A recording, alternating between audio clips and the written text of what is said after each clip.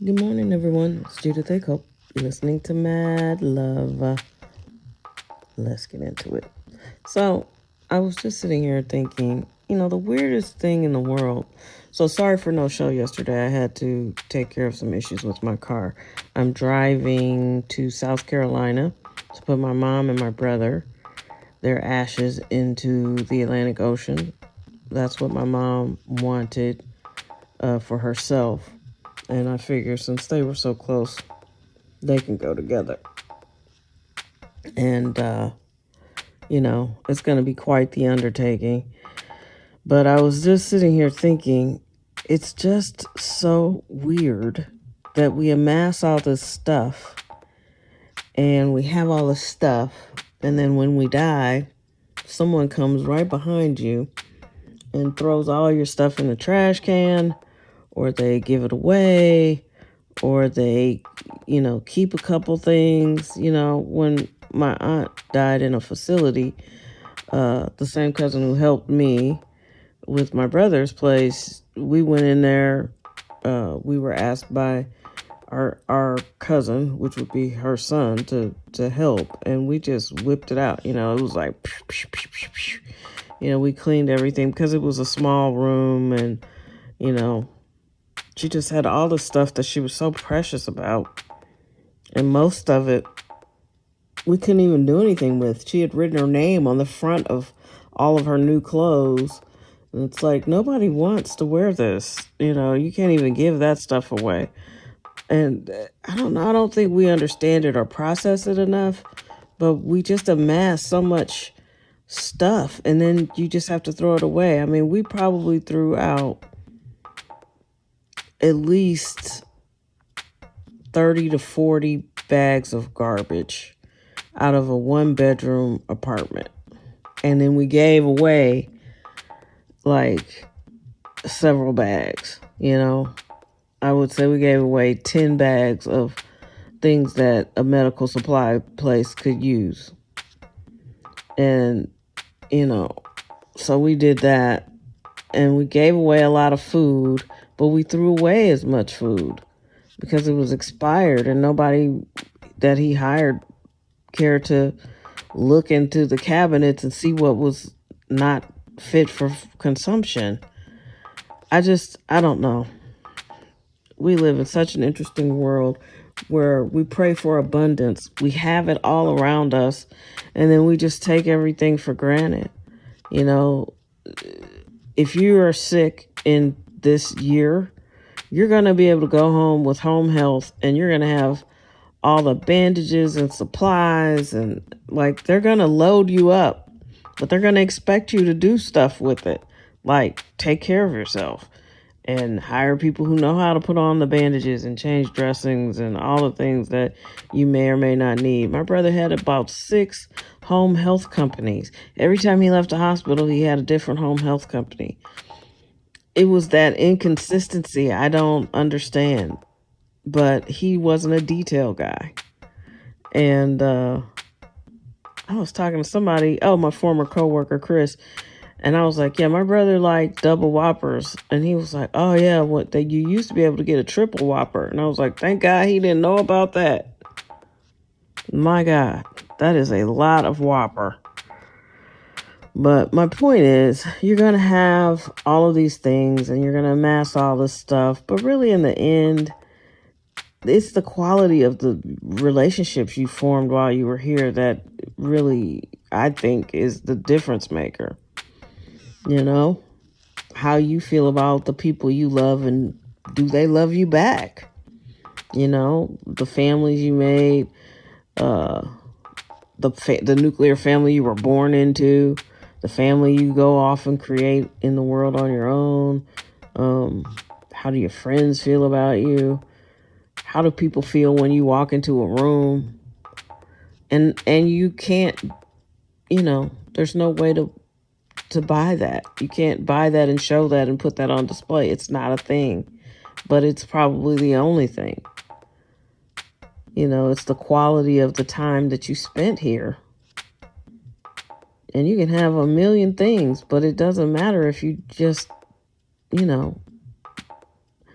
weren't a good person or a kind person or a happy person. You know what I mean? I don't know. I'm very thankful to not have to go back into that apartment.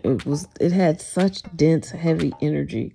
I can't explain it. Every time, well, of course, we were doing all this hard, heavy lifting. But after I would leave there, I would just feel so drained. Like, just exhausted, and not just from moving and doing all this throw it away of stuff. Oh, sorry about that. I feel like I've been fighting that yawn for a minute, but I don't know. I don't even know what my point is. I guess my point, if I were to make one, would be stop focusing on all this stuff that you have. And listen, I have cool stuff too, and I love my stuff, you know. But that's not all that there is. And if you're doing that at the expense of your relationships, then something's off.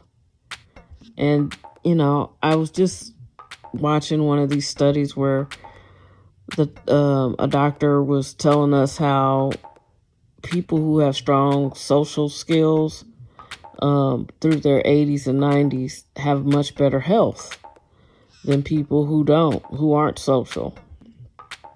And what was interesting is in the comments, all these people were doubling down like, well, I'm a loner, always have been. Well, my grandma, she's in her 80s and she's a loner. And maybe she's alive, but that doesn't mean she's happy. You know what I mean? My mom kind of didn't have a lot of friends there. She never had a lot of friends, not in my lifetime of knowing her. And she had a falling out with her best friend until her best friend got super sick and we went to the hospital. And, that was probably even something that could have been resolved quickly. But anyway, her best friend died in, I want to say 2017. And my mom, we went to see her in the hospital and she whispered something in her ear. I didn't ask her what she said. I felt like it was between the two of them. They had been friends since the 40s. And so, but she didn't have a ton of friends. But she had her family. She really loved her siblings and me and my siblings. She really enjoyed her family quite a bit. And I feel like I kind of came back and started taking care of her and really fulfilled some sort of social need. And we made each other laugh. Like, my mom was kind of mean. I've shared that over and over again, and she was. But she could also be kind of funny. Like, most of the time when she was trying to be funny, she would just really hurt your feelings. But she could say some really funny things. And we would laugh. And she would laugh when I would start laughing. And so, even through my brother's problems, like I've shared extensively on this podcast that he was bipolar. And there would be times that me and my sister and my mother would just be cracking up. Like, it just was so strange. He would say something or he'd do something and we just start chuckling. Like, I remember we were trying to find because his house was always so disgusting. This man had his own house. He had a career, he had his own house, but he was not clean. He wasn't into cleanliness. And we'd always have to go to his house and clean it. And my sister had us out there illegally dumping trash. And, the three of us are in the car cracking up like, oh, my God, I'm not going to go to jail throwing away this dude's trash. But, so the funny part is we pulled up to the place to dump the trash, and Carol pretended like she was going to get out the car too, my sister. And she was like, so we pulled to a stop, and all of a sudden I'm the only one outside. I'm like, what? And I opened the trunk. I was like, what, you not getting out here to help? She was like, I was like, shit, I'm the only one on camera. My mom's like in her late 70s, maybe early 80s. And she's just sitting in the back seat. And she was like, are y'all gonna get us arrested? And I was like, y'all, she told us to come back here. Now she won't get out the car. And all of it was hilarious. And, it was like, if you just hurry up and throw this trash in this place, we can get out of here. So, which I'm not sure if that sounds funny to other people, but it really was. Because I was mad. I was like, hey, you're not getting out the car. But that's an example of turning something that was unpleasant into something pleasant. And I don't know, for some reason, our family was really, really good at that. Because I'm going to tell you something, 45 years of a bipolar person, because let's see, he got diagnosed, I want to say in like 1981 or 82. Yeah, that's well into 40 years. Yeah, 40, 44, 45 years. That's a long time, man, of somebody. It's a dreadful disease. I hope you never have to see it up close. And I am thankful to be finished cleaning his apartment. I'm never going back. I turned in the keys. I finished that. Me and my cousin finished that on Monday. And I cannot express to you how wiped out I am. It was a full month of lugging industrial size garbage bags back and forth to the trash can. You had to set them outside, then load them up onto the little dolly thing, and then walk them to the dumpster.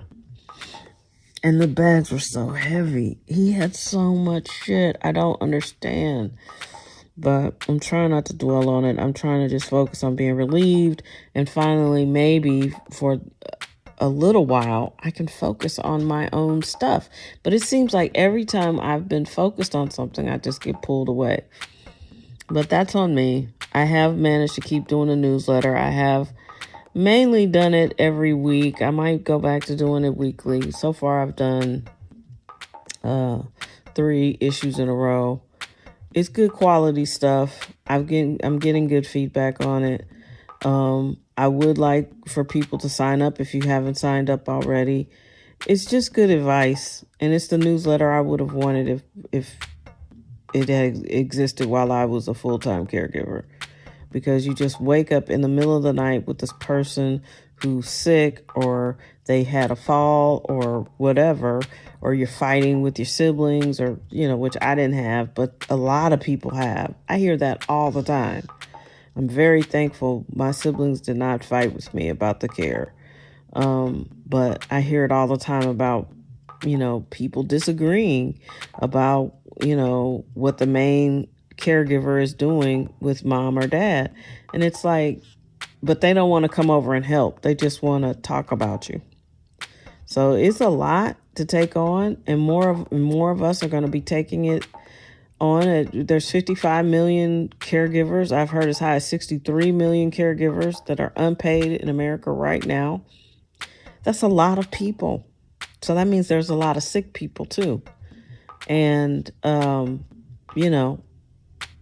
like I said, I believe the body's designed to heal, but I also understand when, I'm not a doctor, I also understand when people's bodies can't heal or won't heal, or it's a long uphill climb. And the older you get, the harder it is to make that climb. So I'm stressing and urging people to try to do as much as they can preventively. Like, is that a word? Preventive medicine, preventatively, whatever. Do it before you get sick. That's what I'm saying. You just don't want to do any of the stuff that I'm describing while you're caring for somebody. So you don't want to do all the paperwork and the wills and the powers of attorney and all that stuff after someone gets sick, because you're now caring for somebody and trying to get all these bases covered. And it's hard. It really is challenging. And you got to get the shit notarized. That's a challenge, finding somebody to be your notary. And you got to have 2 witnesses. It is a lot of work. So what you need to do is try to get everything squared away before a person gets sick. And it's really challenging. And it's not easy, and I'm not sure why people just don't talk about this more often. You never see it on the news. You don't read a lot of articles about it. People don't even mention it, but 63 million unpaid people is a lot. That is a $2 to $3 billion industry, except nobody's getting paid in the unpaid caregiver space. That's billions of dollars. I did some math for me. Like if I had gotten paid what my paid caregiver got, that was good money. But we weren't budgeted for that. We were only budgeted for her 32 hours. The rest of the week came out of my unpaid labor, and it was laborious. So yes, a lot of the stuff that I'm doing for myself right now is simply because, I have the lab work of someone who's been taking care of 2 people in hospice over the last 2 years. I digress. I don't want to focus on that anymore. I'm trying to get past it, but I will say I'm exhausted. And while I thought 2025 was my recovery year, it's obviously this year. And I'm thankful to be here, and I'm thankful for the opportunity to get healthy again. On another note, wildly different note, I want to shout out Superstore on Peacock. That show really understands what it means to be set in St. Louis. Unlike DTF St. Louis, with St. Louis in the title, which was nothing like St. Louis. Superstore is actually kind of funny. I've never really took to it, but it's, I don't know why, but it was the beginning of my caregiving. So I really had to stop watching TV like that. After a certain point, I can see, if I didn't already love the show, I wasn't really watching it. Like I quit watching Billions because you just don't have time. And like, as you're sitting there trying to get engaged in the show, your patient is like screaming at you for something. So, I didn't watch it when it was on, but it's a great show and a great, the writing staff really understood how to do research because they mentioned real places. Kirkwood, Soulard, those are real, areas here. So kudos to Superstore. And check it out. It's kind of funny. I like the ensemble cast. I have laughed out loud at several episodes. So anyway, that's all I got for you. I hope, I know this was a ramble and I apologize, but I really want people to just stop focusing so much on your stuff and focus on the quality of your relationships. I really think that's the key. There are a lot of people out here, and I get it because I said on Monday, there are people out here who have no idea that they don't have high quality relationships. They're that self-absorbed or narcissistic. But at the end of the day, you might get old and sick and need somebody to take care of you. And it's going to be people who won't line up to do it because they didn't like you. They don't care how they're related to you or not. And I'm not saying you should be nice to people so they'll take care of you or make it transactional, but don't leave the planet with shit undone. Like, there are a lot of, I get it. There's so much to be worried about and so many things that you're afraid of. And, you're deeply invested in X, Y, and Z. But if you don't have high quality relationships with your children, your friends, your partners, your spouses, whoever, what are we doing? Yeah, Trump's a lunatic. There's no doubt about it. Both parties are corrupt. Trust no politician. This all is crumbling down. That's all happening. But at the same time, you can focus on that. But if your kids don't like you or don't want to talk to you, or if you don't have any friends, or if you're a lonely person, but you don't know how to communicate with people, or you lost all your friends because you don't talk, you need to focus on that. You need to turn the TV off, stop worrying about Trump, and call your kids. Call your best friend that you haven't talked to in 10 years. Whatever. I think we're here for the human connection. And if your connections are faulty, I don't know. I think the people are the whole point. Have a good day.